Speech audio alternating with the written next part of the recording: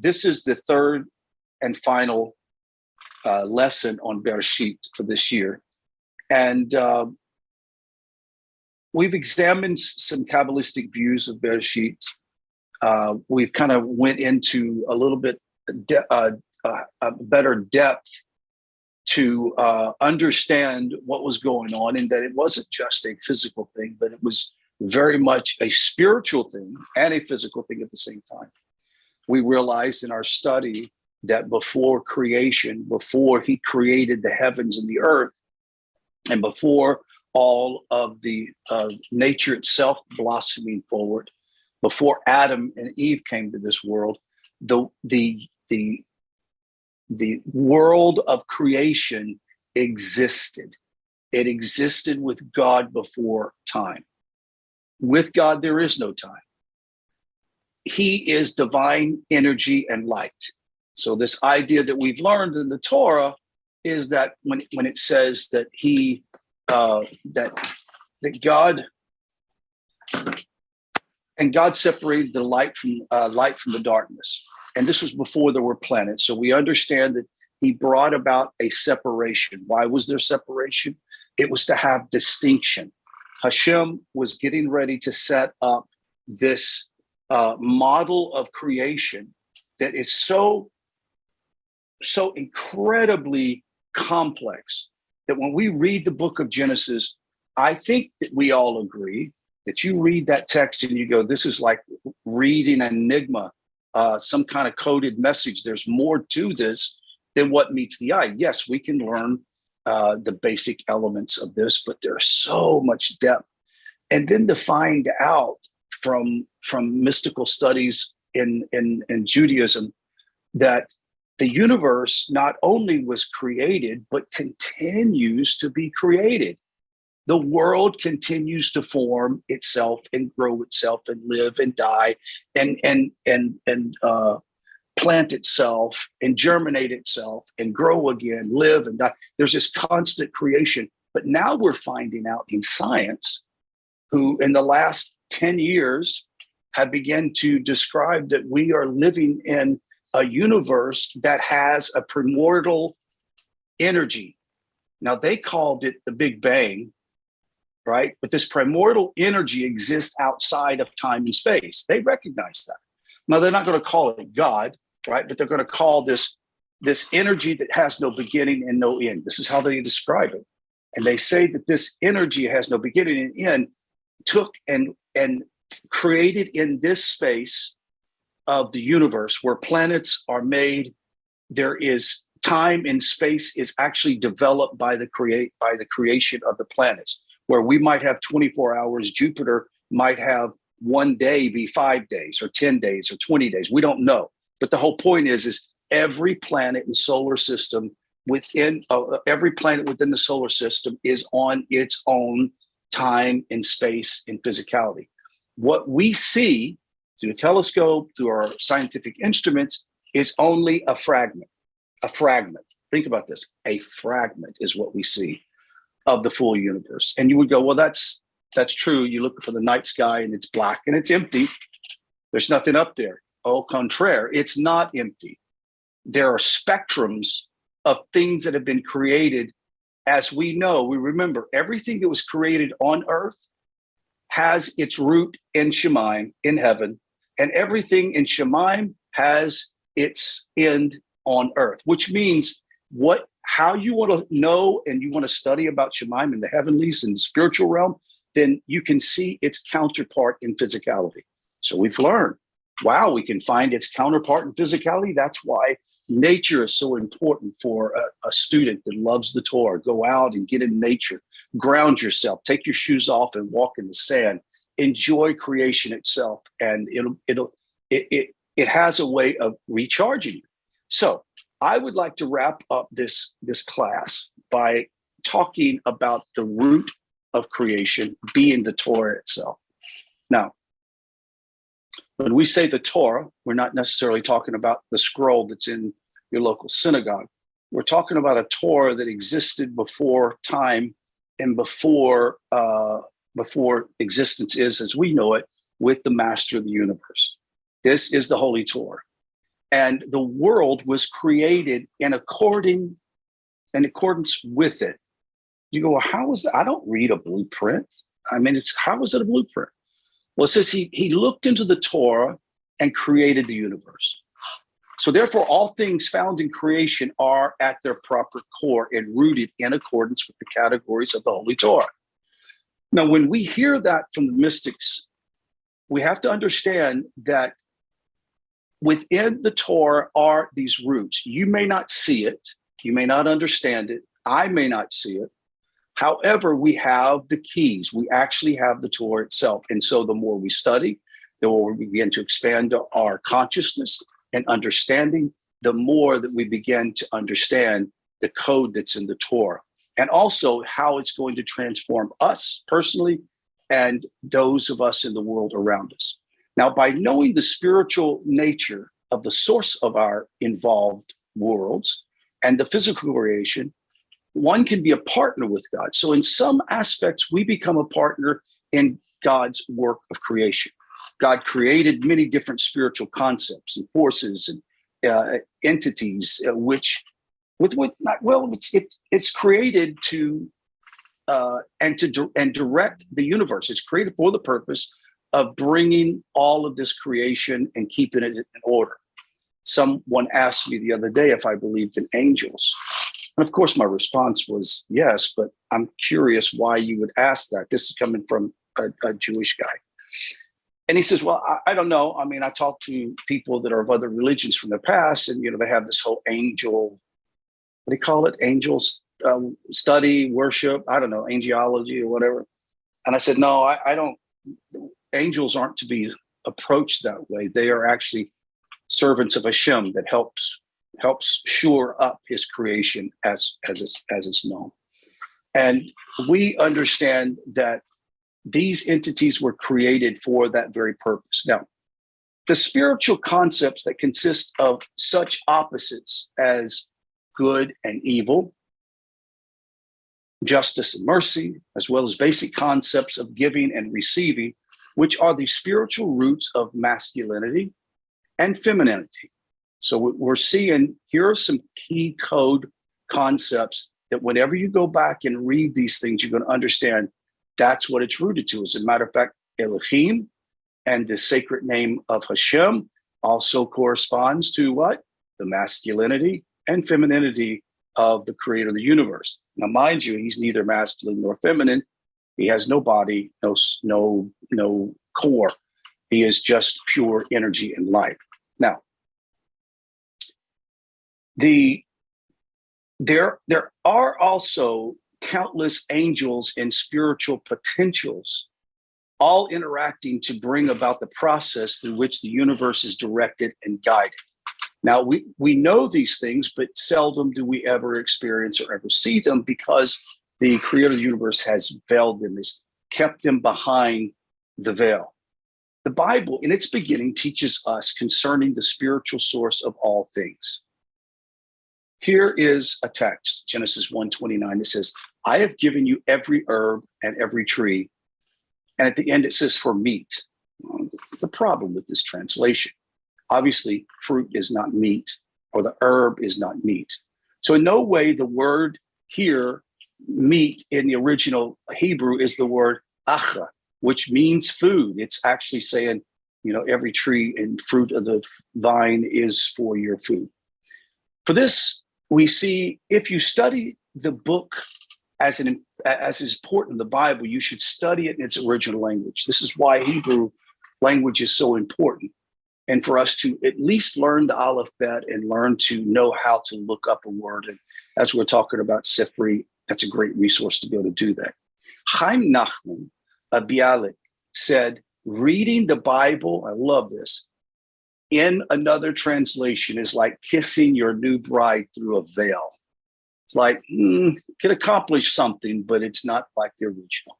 One needs the ability to understand the original author's words rather than through a translator's opinion of an author's text. It's why our studies are so important to find out what did the originators mean, original writers and orators mean. The Hebrew is called the the Holy Tongue. Rambam explains that Hebrew lacks words, for example, for genitalia and for reproductive act or for urine or for excrement. There's no words for it. When the Hebrew needs to describe these, it borrows terms with other meanings or employs allusions. Now, this is a linguistic limitation that's made to sanctify the language. There's no coarse or what's the word for? Coarse or base language in Hebrew. It's pure language. This language limitation makes it a sanctified language. Hebrew is the original language of Torah, the language in which God communicates with his prophets and his people, and the language that God used to create the world. Now, it is said that the Hebrew language came directly from God. It contains secrets that were preserved by the initiated. They contain the precise plan of the principles of creation. Each letter of the Aleph Bet is authority or is a crystallization of the aspects of manifestation of the divine word. Each letter is thus connected to the creative forces in the universe. The 22 letters in the Aleph Bet are the building blocks of creation. Just like DNA, the Aleph Bet is the building blocks of creation. It is also shown and proven that the Hebrew letters can be found within every human's DNA. The 22 letters of the Hebrew alphabet were the building blocks. The 10 utterances or sentences, such as "let there be light," immediately there was light. And the Bible describes each of the 10 utterances and the things that were created as a result. What is the interesting thing? Things that were created as a result.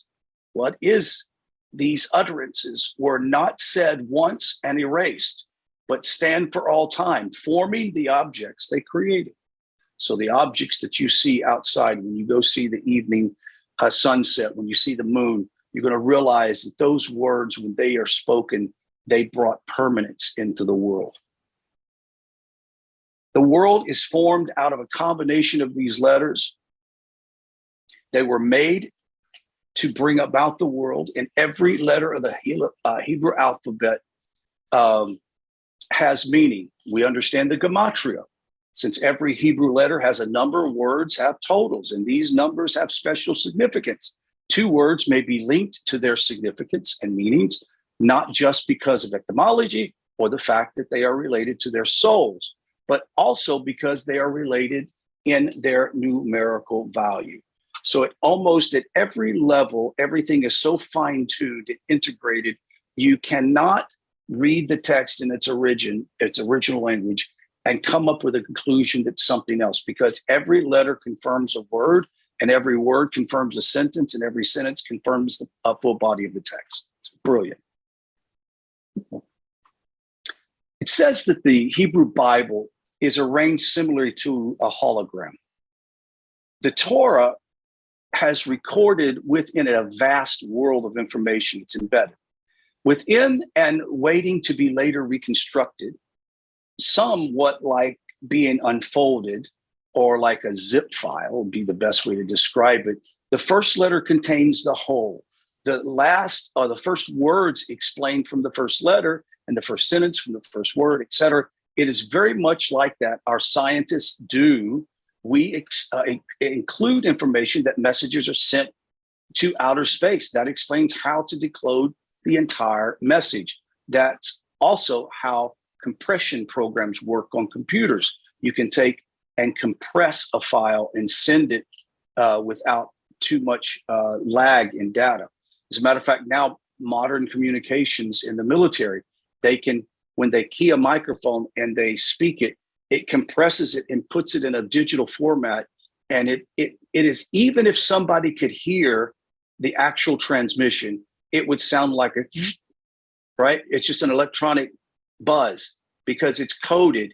And inside that is this whole phrase that can be spoken. So the Torah is very much like that. The Torah, to perceive, requires information, retrieval and process information and processing. As all this concealment within it most only look upon the surface. The ancient Hebrew alphabet is far more than a tool for everyday communication or transmission of sacred text. The letters form themselves into intrinsic geometric and mathematical properties that point us to a profound knowledge of life and nature. Now, in no way have I ever thought that I was at a place that I could even understand these concepts. They're far beyond me.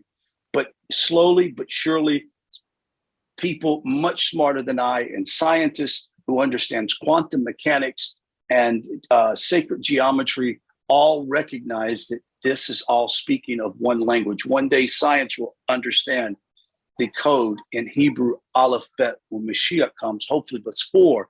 Now, the Hebrew alphabet in manifestation of God's speech, they are the energetic and vibrational building blocks of creation. It's called in the Aramaic, Mimra, means the action. It was when he spoke, it wasn't a vocal cords resonating, but it was the concept that came out of those words. It created creation itself.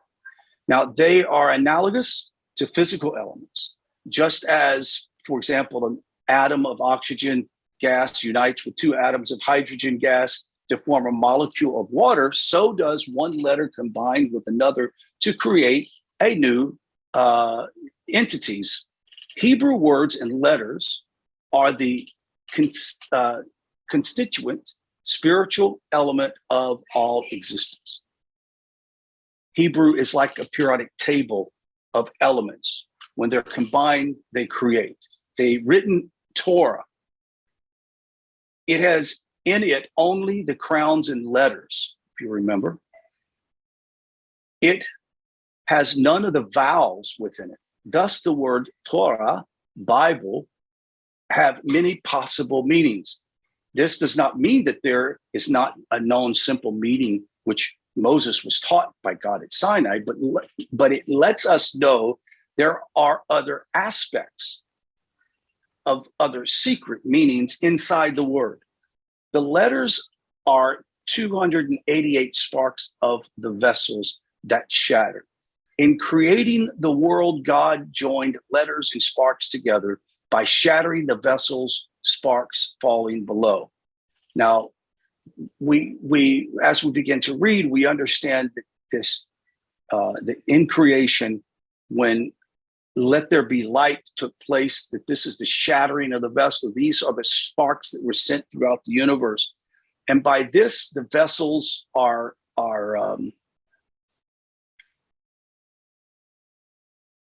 well, we also understand that the shattered spectrum of light that is within the world will be gathered again by Hashem. Let me give you this. It is taught in the Gemara. Everyone is taught the Torah in the womb. And it is forgotten at birth. We forget the Torah at birth by an angel striking us in the mouth. This is why we have the indenture here. And this is why if someone learns the Torah, it will seem very near to them. Every one of you have expressed to me at one time or another, the first time that you heard the words of Torah being taught, you go, I don't know what this says. I'm not truly understanding, but there's something right about this, because you're recognizing the Torah that is deep within us. If there's a prayer that we all should be praying during this time of our life, is Hashem to give us the wisdom and the ability to understand the mysteries of his Torah. Because we can't go wrong by that.